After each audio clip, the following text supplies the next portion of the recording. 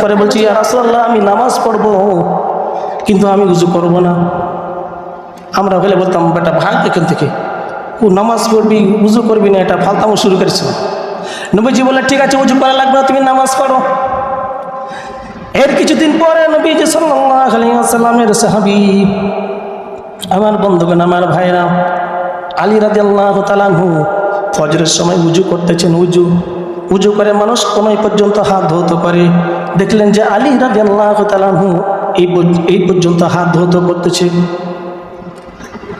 এই পর্যন্ত হাত ধৌত করতেছে। জিজ্ঞাসা করলো, ভাই আলী, আপনি এই পর্যন্ত কেন হাত ধৌত করতেছেন? হাত ধৌত করবে কোনই পর্যন্ত। তখন আলী রাদিয়াল্লাহু তাআলা আনহু বললেন যে, হে যুবক, আমি নবী করিম সাল্লাল্লাহু আলাইহি ওয়াসাল্লামকে বলতে শুনেছি, যে ব্যক্তি উযু করবে, উযু করার যে অঙ্গগুলো ধৌত করবে, কাল কিয়ামতের ময়দানে ছিল নূরের দ্বারা চমকে থাকবে। জোরে বলেন সুবহানাল্লাহ।